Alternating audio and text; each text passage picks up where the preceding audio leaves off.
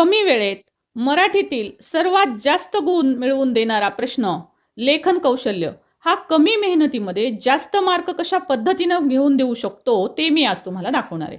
So कमी मेहनतीत जास्त mark. चला व्हा तयार. सो लेखन कौशल्य हा विभाग ई मधला प्रश्न 8 गुण असतात. यामध्ये 3 प्रकारचे प्रश्न जे आहेत ते विचारले जातात. प्रसंग लेखन, आत्मकथन आणि वैचारिक लेखन. तिन्हीपैकी एक सोडवायचं बीट असतं, याला मार्क असतात 8. सो आज आपण यातला महत्त्वाचा बीट पाहणार आहोत ज्यामध्ये जास्त मार्क पडू शकतात. ते कसे पडू शकतात तेही पाहणार आहोत. आता पहा, सगळ्यात महत्त्वाची गोष्ट म्हणजे यामधला आपण आत्मकथन हा प्रकार पाहणार आहोत. तर या आत्मकथनमध्ये बोर्डच्या मागील इसवी सनला जे काही प्रश्न आलेले आहेत ते तुम्हाला मी इथं दाखवलेले आहेत. समुद्रावर आधारित मार्च 2022, पुस्तकावर आधारित मार्च 2023, आरशावर आधारित मार्च 2024, जुलै 2023 या इसवी सनला हे प्रश्न आलेले होते, जे आता 2026ला येऊ शकतात. ते मी तुम्हाला इथे दाखवलेले आहेत. बघा, हे तुमच्यासाठी अतिशय महत्त्वाचं असेल की कदाचित, कारण कसं असतं हे, सो बोर्डचे क्वेश्चन बँक असतात, त्या क्वेश्चन बँकमधूनच सहसा हे सगळी प्रश्नपत्रिका काढल्या जात असतात. सो त्यामधून हे सर्व प्रश्न मी दाखवते आहे, जे व्हेरी व्हेरी इम्पॉर्टंट आहेत 2026 साठी. याचे सर्व आपण फ्री PDF सुद्धा देत आहोत. सो व्हिडिओला लाईक जरूर करा, हाईप करा आणि त्याचबरोबर शेअर करायला विसरू नका, कारण अशी भन्नाट माहिती कमी वेळेत आणि फ्री PDF सहित, ॲप डाउनलोड करायची गरज नाही, फ्री PDF ची लिंक डिस्क्रिप्शन बॉक्समध्ये आहे. अशी भन्नाट माहिती तुम्हाला फक्त आपल्याच चॅनलवर मिळेल. त्यासाठी फ्रेंड्ससोबत नक्कीच शेअर करा. आता बघा, हे कोणते महत्त्वाचे असे बिट्स आहेत. सो पोपट, जवानाचे म्हणजे सैनिकाचं आत्मकथन, वृक्षावर आधारित आत्मकथन, पेन, मोबाईल किंवा शिवाजी बोलतोय यावर आत्मकथन तुम्हाला येऊ शकतात. आता बाबा, आत्मकथन येतं, पण हे आत्मकथन लिहायचं कसा नेमका ते आपण बघूया. कोणते असे ते मुद्दे आहेत की जे मुद्दे लिहिले की आत्मकथनला मार्क हा परीक्षक जो आहे तो अगदी सहज देतो. ते कोणते वाक्य आहेत, कोणते शब्द आहेत ते मी तुम्हाला इथं दाखवते. आत्मकथनचे जर 8 पैकी 8 मार्क मिळवायचे असतील तर ह्या ट्रिक लक्षात घ्या. आणि या ट्रिक्सच्या मदतीनं आपण निबंध कसा लिहायचा तोही मी तुम्हाला दाखवणार आहे. फ्री PDF तर मिळणारच आहे, पण तो लिहायचा कसा याच ट्रिकनं ते पण पाहूया.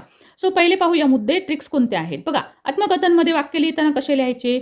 मीच ती स्वतः वस्तू आहे असं आपल्याला समजावं लागतं. पहिली ट्रिक की आपल्याला असं लिहावं लागतं. सपोज आपल्याला पेनची आत्मकथा आली तर मी पेन बोलतो आहे अशा पद्धतीनं आपल्याला लिहावं लागतं की मी एक पेन आहे, मला तुम्ही दररोज खूप यूज करता, अशा पद्धतीनं मीच पेन आहे असं समजून वाक्य लिहावे लागतात. आणखी जास्त इम्पॉर्टंट ट्रिक कोणती आहे. मी, मला, माझ्यासोबत अशा प्रकारची मीची भाषा असावी. बघा, मीची भाषा म्हणजे तुमचं आत्मकथन लिहिताना त्याच्यामध्ये मी, मला, माझ्यासोबत, माझ्याशी अशा प्रकारे मीचे वाक्य आले पाहिजेत.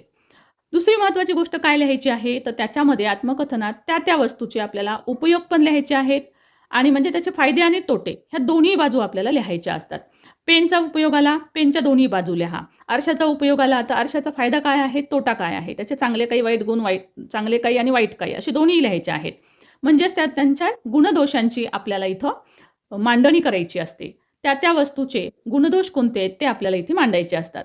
त्याच्यानंतर शेवटचा जो पॉईंट असेल तुमच्या निबंधाचा, तर त्याच्यामध्ये तुम्हाला खंत व्यक्त करायची असते, दुःख व्यक्त करायचं आहे की तुम्ही पेन आहे, परंतु पेन म्हणून तुम्ही माझा वापर चांगला करत नाही, तुम्ही माझा वापर झाला की मला फेकून देता किंवा बऱ्याच वेळेस मला माझी तोडमोड करता. सो अशा पद्धतीनं खंत व्यक्त करायची. खंत म्हणजे काय, दुःख. सो शेवटच्या पॅरेग्राफमध्ये आपण दुःख पण व्यक्त केलं पाहिजे. आता ॲक्च्युअल निबंध या ट्रिक्सच्या मदतीनं कसा लिहायचा हे मी तुम्हाला दाखवते. सो पहा, याच्यामध्ये सुरुवात केलेली दिसेल तुम्हाला, शाळेची घंटा बोलते, म्हणजे शाळेच्या घंटेबद्दल तुम्हाला आत्मकथन आलेलं आहे. सो सुरुवात अशी केलेली आहे. इथे तुम्ही डबल इन्व्हर्टेड कॉमा सुद्धा देऊ शकता. हेडिंग जे असतं, शीर्षक जे असतं, तर त्याला डबल इन्व्हर्टेड कॉमात पण लिहू शकतो किंवा डबल अंडरलाईन करून पण लिहा. पहा, अशा पद्धतीनं सुरुवात केलेली आहे की शाळा म्हणजे ईश्वराने दिलेली अनमोल अशी देणगी. नमस्कार, मी तुमच्या प्रिय शाळेची घंटा बोलते. तुम्हाला माझी आणि मला तुमची फार गरज असते. बघा, मी, मला, माझी, मी अशा प्रकारचे हे वाक्यप्रयोग झालेले दिसतात आपल्याला. इथे अंडरलाईन केलेले सुद्धा तुम्हाला दिसतील, डॉटेड लाईन्स दिसतील. पहा, तर अशा प्रकारे तुम्हाला मेन पॉईंटला अंडरलाईन सुद्धा करायचं आहे. पॅरेग्राफ सुस्पष्टरित्या अशा पद्धतीनं पाडू शकता किंवा एक लाईन ब्लँक सोडून सुद्धा तुम्हाला पॅरेग्राफ्स पाडता येतात.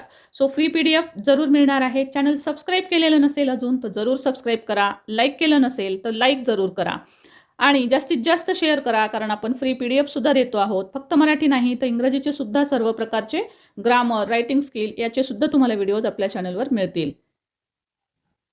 सो पहा, अशा पद्धतीनं आत्मकथन नेमकं किती लिहावं हा पण एक मोठा प्रश्न असतो. सो तुम्हाला दिसेल अशा पद्धतीनं कमीत कमी 2 तरी आपले पेजेस भरले पाहिजेत, अशा पद्धतीनं निबंध लिहिला पाहिजे. तरच तुम्हाला 8 पैकी 8 मार्क्स पडायचे चान्सेस राहतात. शेवट पहा, जशा पद्धतीनं मी तुम्हाला दाखवलेलं आहे, की एक खंत व्यक्त करायची आहे.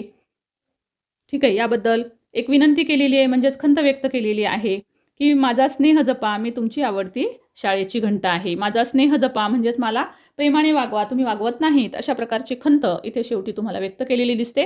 सो त्या वस्तूबद्दल एक शेवटची खंत शेवटच्या पॅरेग्राफमध्ये जरूर लिहा. मी, मला, माझी अशा प्रकारची भाषा बघा इथेही लिहिलेली दिसते. अशी भाषा आपल्याला लिहावी लागते.